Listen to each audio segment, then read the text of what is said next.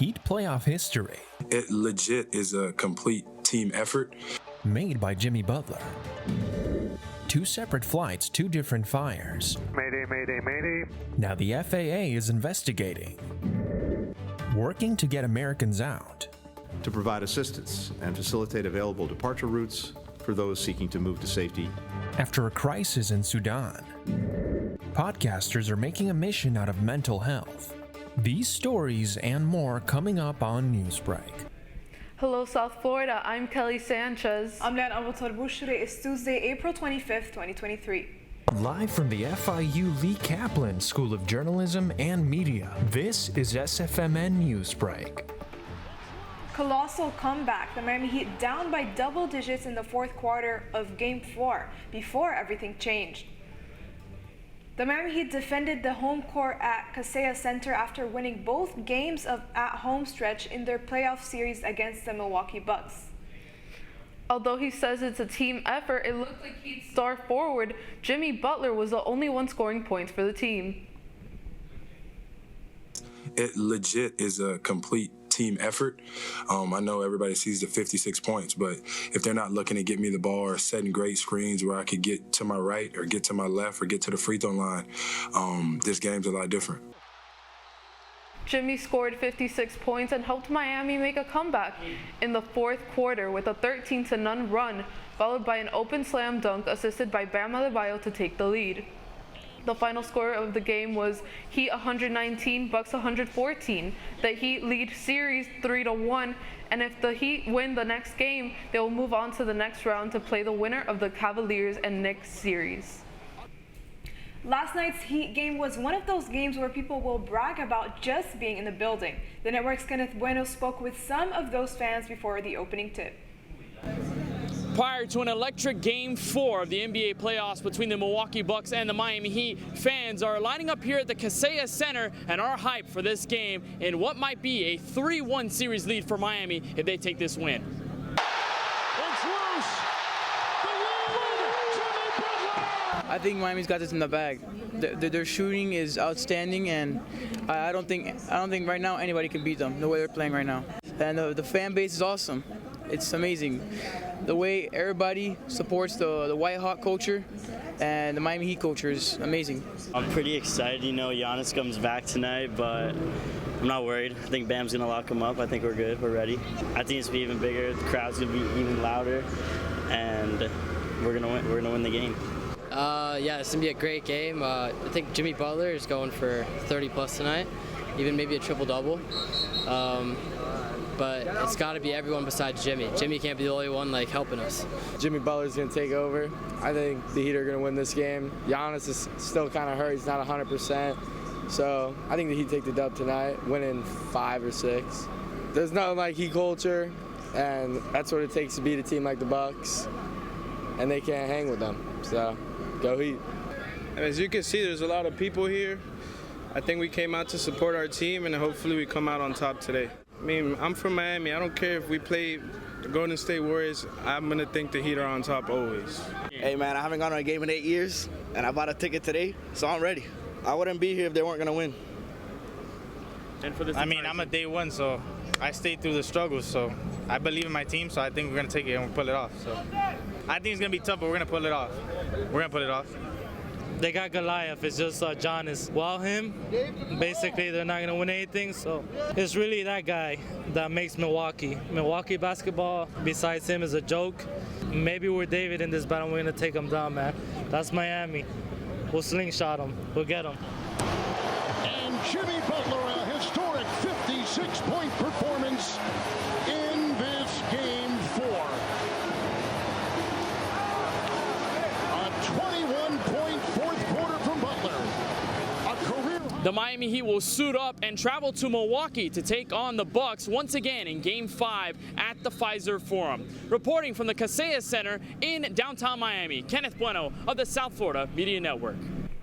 The next game for the Heat is tomorrow night in Milwaukee. Not pictured here is highlights from the Miami Marlins as they suffered an embarrassing loss yesterday in Atlanta 11-0. Turning to international news, escalating clashes in Sudan's capital have created an emergency for foreigners still inside the embattled nation. As CNN's Laura Aguirre reports, the U.S. is now actively helping Americans get out. Thousands of Americans, many of them dual citizens, potentially in harm's way around the Sudanese capital Monday. So far, no plans for a large-scale military evacuation for them. The best advice we can give to those Americans who did not abide by our warnings to leave Sudan and not to travel to Sudan is to stay sheltered in place. One woman says her sister-in-law, a stranded American teacher, had no warning. I have been hearing this message in the past 2 days that American citizens were warned and asked to leave. Trillian says that is not true on her end. Trillian's been told by both the U.S. Embassy and the international school that she works for that she has to shelter in place. Another says bad timing trapped her two brothers there. My brothers went to go visit a family member, and then this happened a day before they were scheduled to come back to the U.S. We've continued to be in close communication with U.S. citizens and individuals affiliated with the U.S. government to provide assistance and facilitate available departure routes for those seeking to move to safety via land, air, and sea. Blinken says several dozen Americans are in a United Nations convoy heading for evacuation at Port Sudan, but many others are still stuck and waiting. These are U.S. citizens. They've born and raised in this country, and they're being forgotten and left in a land that's completely unknown to them. I'm Laura Aguirre reporting. There's a social stigma associated with mental health, and it's preventing many people who are suffering from finding help. The network's Cindy Claros takes a look at podcasters who are a big part of the solution, just by getting us all talking. As podcasts continues to grow more in popularity and become a prominent source of mass communications, podcasters are using their platforms to spread mental health awareness. Podcasts are an engaging storytelling medium that captures the millions of users worldwide. As mental health continues to be a taboo subject today, many podcasters use their platform to fight against social stigma. Paola Byron, a four-time Emmy-winning journalist, started her own podcast, The Inner Puzzle, after facing postpartum depression. The Inner Puzzle podcast is a space for survivors to share their stories, what they've been through, the struggles they've been through, how they overcome their battles and their darkest times. And it's a way for them to share it so that we are all in this journey, and those who are listening to the podcast have the encouragement to decide to begin their own healing journey. Victoria Gray, a psychotherapist, explains whether or not it's safe for non-licensed individuals to speak on these issues online. I do think social media platforms can be very helpful. What it can do is it can alert us to the fact that we're not alone when we're dealing with issues related to our mental health, whether it be stress or anxiety or depression. It's important that we know that we're not alone. According to Forbes, there are more than 5 million podcasts around the world and 100 million active listeners in the United States, many of which benefits from the Mental Health Podcast. Anytime I listen to a podcast or I'm listening to a show or I'm in a conversation with someone, definitely there's certain things that'll trigger things that'll make me feel like uncomfortable, but at the same time, it kind of helps you. There are certain precautions that podcasters should take when addressing these sensitive topics. I think there should be disclaimers that should be put out on the front end and on the back end of podcast messaging. So for example, we need to do essentially like alerts to people. We need to let people know the topics we're going to be discussing and that it might trigger certain reactions in individuals. If you are or know someone who's struggling with mental health, please call Florida Mental Health Hotline or 211 and someone will assist you. This is Cindy Claros reporting for South Florida Media Network. Our two-part series on podcasting continues Wednesday as we take a look at fans who prefer to watch their podcasts rather than just listening. That's tomorrow morning at 9:30 on Newsbreak. The Donald Trump and E. Jean Carroll civil trial is set to begin today in New York. Jean Carroll filed a lawsuit against the former president for allegedly sexually assaulting her in a dressing room of a department store back in the 1990s. Trump denies the allegations, asserting that he has never met Carroll and that the story is fictional. As a result, Trump is likely not to attend the trial. Earlier this morning, President Joe Biden announced his 2024 run for re-election with a video release. In the 3-minute video, he referenced his State of the Union address, saying, "Let's finish this job." He assures voters that his experience counts for more than age. Biden has no serious Democratic rivals, but acquiring votes in such a divided nation is no easy feat. A herd of goats are all back in their pen this morning after roaming the streets of San Francisco. That's still ahead, and so is this story. Mayday, mayday, mayday. Passengers on 2 different flights, both with the same experience, looking out the window and seeing part of the plane on fire. Newsbreak will be back in 2 minutes.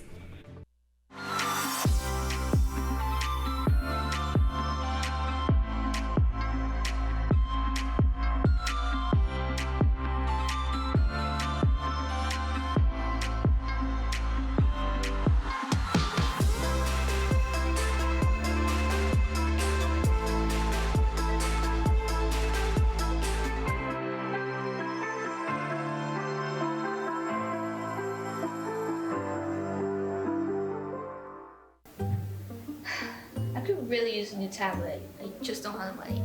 Let me ask you something. Do you have a Pell Grant? Yes? You do know you can get a free tablet, right? Did you say free? Yeah, free. It's simple. And the application is done in the store. I could really use a tablet. Go get one.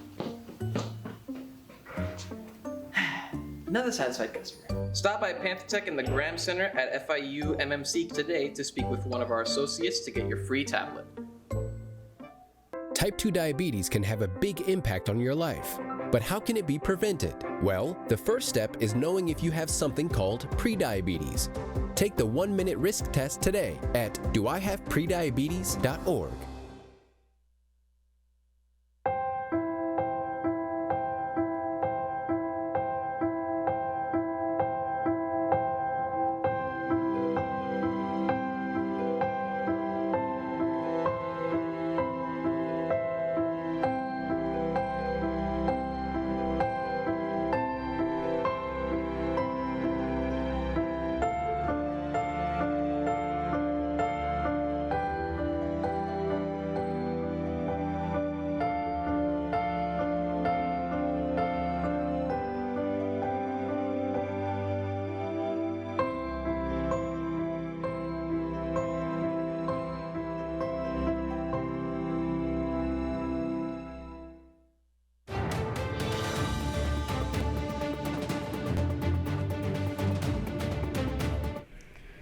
Fire flights. Battling flames is one thing on the ground, and it's a totally different thing at 30,000 feet.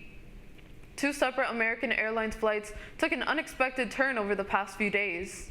As CNN Emily Schmidt reports, passengers looked out their windows and saw flames coming from the plane. Mayday, mayday, mayday. The words no one wants to hear from a cockpit came as an Ohio jogger heard a strange noise above him Sunday and saw from below what others saw and recorded out their windows. There was extreme rumbling, vibrations, noise was deafening. There was a lot of hand holding. A lot of people closing their eyes and trying to text their loved ones and so forth like that. So it was scary. The engine's on fire. 3 days earlier, passengers on American Airlines Flight 2288, waiting to take off from Charlotte to Dallas-Fort Worth, saw something similar. The pilots will get on and let us know what's going on. The FAA is investigating a possible engine fire for that flight. Sunday's pilots quickly identified what they believe to be the mid-air problem. We had a bird strike and an engine failure. The FAA says there were more than 17,000 wildlife strikes with airplanes in 2022, with more happening every year. This collision happened on a Delta flight earlier this month. From last year to this year, they're up a third, so it's really quite dramatic. And the trending up of the statistics actually tracks with the trending up of the bird populations. Airports are working to scare birds away with flares and noises, relocating them and building runways away from wetlands. It's an attempt to keep nature in check and get passengers safely to their destinations. I'm Emily Schmidt reporting. When you think of San Francisco goats, names like Joe Montana, Steph Curry, or Jerry Rice might come to mind. These goats, however, were none of them. A herd of 35 made their way through the San Francisco streets Sunday after an unidentified person opened a hole in their enclosure. Stephen Hing captured the video of the herd before the city's Parks and Recreations Department hoped bring the strolling goats back to safety. That's all the time we have for Newsbreak. I'm Liana Butor-Bush. I'm Kelly Sanchez. Get more news anytime at sfmn.fiu.edu.